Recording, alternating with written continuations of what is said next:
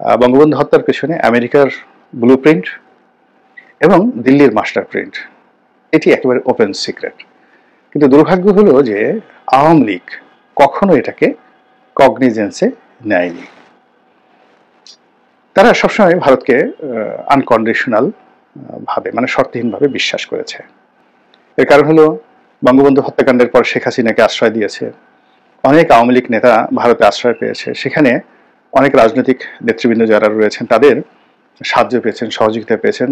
কিন্তু কেন ভারত বঙ্গবন্ধুকে পছন্দ করতেন না, এই জিনিসটি আওয়ামী লীগ কখনো গবেষণা করেনি। সন্দেহ করেছি আগস্ট সেপ্টেম্বর মাসে যে এই ঘটনা আমেরিকা ঘটিয়েছে, কিন্তু এই ঘটনার পেছনে ভারতের হাত আছে।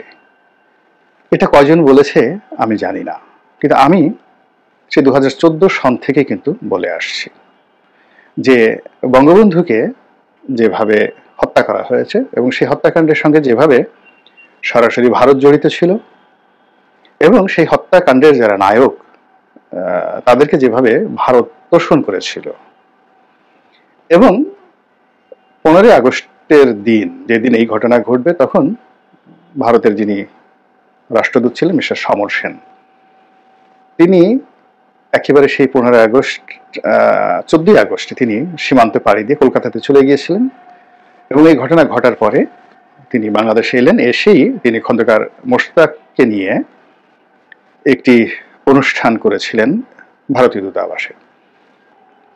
কতটা প্রাণবন্ত ছিলেন, কতটা হাসি খুশি ছিলেন, অনেক ছবি আপনারা দেখতে পারবেন খন্দকার মোশতাক এবং সমর সেনের।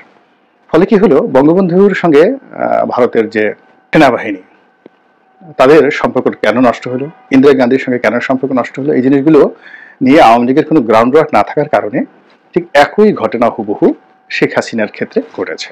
তো শেখ হাসিনার ক্ষেত্রে যখন এই ঘটনাগুলো ঘটেছে কেউ টের পায়নি বা কেউ বলেনি, অনেকে টের পেয়েছেন বা বলেননি।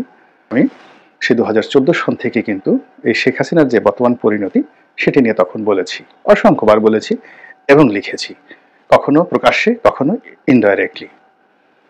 তো এখন এই জুলাই আগস্ট বিপ্লবের পরে যেটি জানা যাচ্ছে সেটি হলো এই যে বিদ্রোহ, এই যে বিপ্লব, এর পেছনে সরাসরি আমেরিকার হাত ছিল, আমেরিকার পরিকল্পনা ছিল। এবং এই জুলাই আগস্টের 3 মাস আগের থেকে Delhi, Dhaka, Washington, Paris, London, Singapore, এখানে বহু বৈঠক হয়েছে। বহু অচেনা অস্ত্র, যার একটি মুখ ফসকে বলে ফেলেছেন উপদেষ্টা ব্রিগেডিয়ার সাখাওয়াত সাহেব যে এই অস্ত্র, এই গুলি এলো কোত্থেকে। আমরা তো ময়নাতদন্তে একজনের শরীর থেকে যে গুলি পেলাম, স্নাইপার রাইফেলের যে গুলি, এটি তো পুলিশের কাছে নেই, সেনাবাহিনীর কাছে নেই। এই অস্ত্র এলো কোত্থেকে? এ তো নিষিদ্ধ অস্ত্র, জনগণের কাছে থাকার কথা নয়। এই এক কথায় তার স্বরাষ্ট্র উপদেষ্টার পদ সঙ্গে সঙ্গে চলে গেল এবং বেচারা জান নিয়ে এখন টানাটানি। শেখ হাসিনা ভারত যেটা মনে করতো সেটা হলো যে শেখ হাসিনা তাদের প্রোডাক্ট, বাই প্রোডাক্ট। এবং আমরা যেভাবে শেখ হাসিনাকে আওয়ামী লীগের লোকজন যত বড়ই মনে করুক না কেন, বিএনপির লোকজন তাকে কি বলে, পিনাকি যে ভাষা ব্যবহার করে তার সম্পর্কে, দিল্লি, তারপরে আমি আর কথাটা বললাম না। তো দিল্লি দয়া করে দা, এটা যে শব্দটা ব্যবহার করে পিনাকি, ডক্টর পিনাকি, ঠিক এইরকম ভাবে যে শেখ হাসিনা বিরোধী শিবিরে দিল্লির সঙ্গে তার সম্পর্ক নিয়ে তাকে যেভাবে তুচ্ছ করা হয়, তাচ্ছিল্য করা হয়, ভারতের লোকজন কিন্তু সেটা নরেন্দ্র মোদী হোক, কোনো মন্ত্রী হোক, তারা কিন্তু শেখ হাসিনাকে ঠিক ওইরকমই মনে করার চেষ্টা করেছে। তো শেখ হাসিনাকে তারা তাদের কাছে নিয়ে এখন তারা তাকে একটা ইনস্ট্রুমেন্ট হিসাবে, ইনভেস্টমেন্ট হিসাবে, তাকে একটা বার্গেনিং এজেন্ট হিসাবে, একটা জিম্মি হিসাবে তারা তাকে ব্যবহার করছে। এখন শেখ হাসিনাকে সেখানে রেখে হয়তো তারা ডক্টর ইউনূসের উপর চাপ প্রয়োগ করছে, ডক্টর ইউনূসের সাথে বন্ধুত্ব করতে যাচ্ছে। আবার এর মধ্যে ডোনাল্ড ট্রাম্পের যে বিজয়, এটাও একটা নতুন মেরুকরণ তৈরি করেছে। 20 তারিখের পরে হয়তো তারা নতুন করে আবার একটা সিদ্ধান্ত নেবে। এর কারণ হলো ডক্টর মোহাম্মদ ইউনূসের সঙ্গে যে সম্পর্ক ছিল বাইডেন প্রশাসনের, এই সম্পর্কের কারণে দিল্লি বাংলাদেশের ব্যাপারে কিন্তু এই ডোনাল্ড ট্রাম্পের বিজয়ের আগে টু শব্দ করেন। এবং এখানে যিনি রাষ্ট্রদূত ছিলেন তিনি একটা মুভমেন্ট করবেন, হাসি দিবেন, এই সাহসটা তার ছিল না। কিন্তু যেই ডোনাল্ড ট্রাম্প হয়ে গেছেন তখন তাদের একটা ধারণা হয়েছে যে এই নতুন প্রশাসনের সঙ্গে ডক্টর ইউনূসের সম্পর্ক খারাপ হয়ে যাবে। কাজেই অন্তর্বর্তীকালীন সরকারের ভবিষ্যৎটা নির্ভর করছে আমেরিকা তাদেরকে কিভাবে মূল্যায়ন করে, এটা 20 তারিখে পরে বোঝা যাবে। তো সেখানে যদি ডক্টর মোহাম্মদ ইউনূস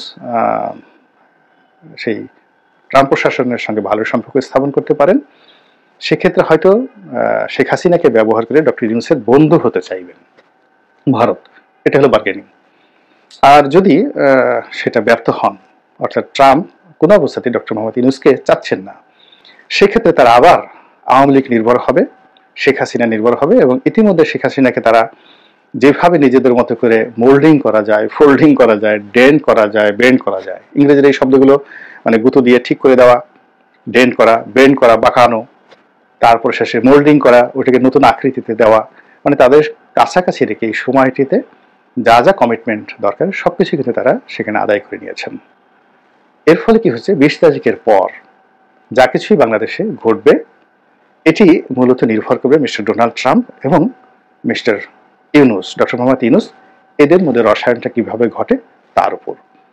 কাজেই এই যে শেখ হাসিনাকে নিয়ে দিল্লি যা কিছু করেছে, এটা আওয়ামী লীগের লোকজনকে স্মরণে রাখতে হবে, মূল্যায়ন করতে হবে, এবং এখন যারা ক্ষমতা আছেন তাদেরকেও কিন্তু দিল্লির যে হিসাব এবং মনোভাব এটা বুঝতে হবে।